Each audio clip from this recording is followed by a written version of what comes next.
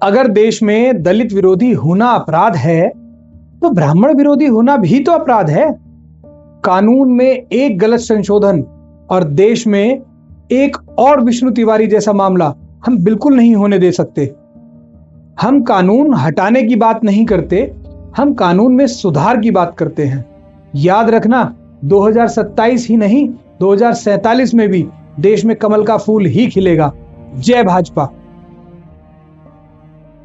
हमारा संविधान ये नहीं कहता कि दलित सही है और स्वर्ण गलत है, ना ये कहता कि स्वर्ण सही है और दलित गलत है। संविधान कहता है देश में सब बराबर है। अनुच्छेद 14 में समानता की बात कही गई है, जो दलित, पिछड़े और सामान्य तीनों पर लागू होती है।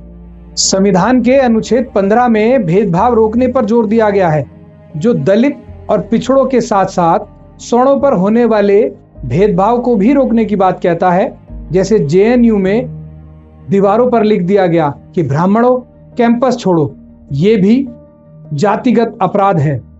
अनुच्छेद 21 जीवन और सम्मान से जीने का अधिकार देश के प्रत्येक नागरिक को देता है, जिसमें दलित, पिछड़ों के साथ साथ सामान्य वर्ग का भी उतना ही अधिकार है जितना बाकी सबका।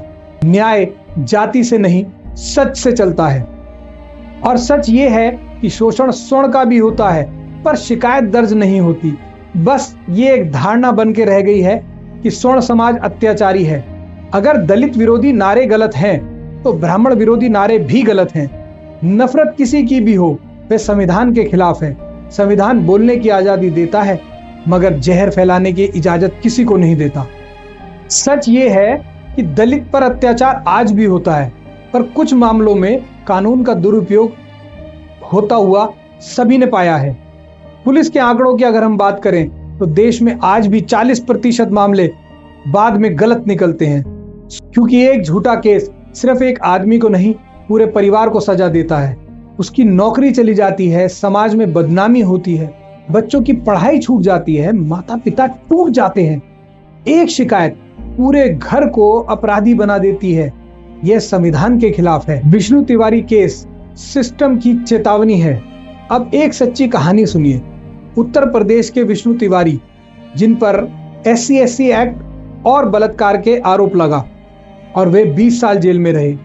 20 साल में जवानी चली गई, परिवार टूट गया, सदमे में माँ बाप और दोनों भाइयों की मौत हो गई, जिंदगी बर्बाद हो गई। 2021 में इलाहाबाद हाईकोर्ट ने कहा आरोप साबित नहीं हुआ, उन्हें बरी कर दिया गया। सरकार से मुआवजा देने को भी कहा गया। अब सवाल यह है, अगर कोई निर्दोष 20 साल जेल में रहा, तो क्या सिस्टम की कोई जिम्मेदारी नहीं बनती? क्या कानून की गलती नहीं थी? उसे गलत इस्तेमाल से त्रासदी नहीं हुई? एक गलत और झूठा केस एक आदमी की पूरी जिंदगी बर्बाद कर सकता है। हम कानून हटाने की बात नहीं करते, हम सुधार की बात करते हैं। अगर कोई ऐसी शिकायत हो, तो गिरफ्तारी से पहले निष्पक्ष जांच होनी चाहिए। झूठा केस साबित होने पर याचिकाकर्ता को भी सजा मिलनी चाहिए। पीड़ित की सुरक्षा होनी चाहिए। जब तक आरोप सिद्ध ना हो, तब तक उसकी पढ़ाई ना रोकी जाए। न्याय तेज हो, जो 3 महीने में अपना फैसला दे सके, ताकि कानून ढाल बने, तलवार नहीं। और मैं अपने साथियों को एक बात बिल्कुल साफ कह देना चाहता हूं, इस्तीफा देकर दबाव बनाना बिल्कुल गलत है। हम पार्टी छोड़कर राजनीति नहीं करेंगे। हम संवैधानिक तरीके से अपनी बात रखेंगे, क्योंकि भारतीय जनता पार्टी का सदैव से नारा है सबका साथ, सबका विकास, सबका विश्वास। हमें धैर्य रखना चाहिए। हमें भरोसा है समाधान जल्दी आएगा।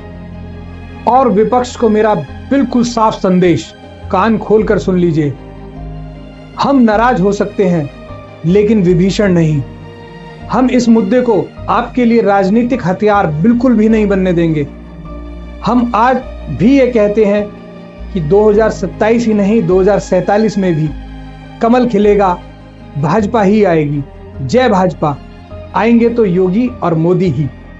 देश पहले, राजनीति बाद में। यह लड़ाई दलित बनाम स्वर्ण की नहीं है, यह लड़ाई सच बनाम झूठ की है। ना अत्याचार बचे, ना निर्दोष पिसे। यही संविधान की आत्मा है, यही समाज का न्याय है, यही भारत का रास्ता है। जय संविधान, जय न्याय, जय भारत, जय भारतीय जनता पार्टी।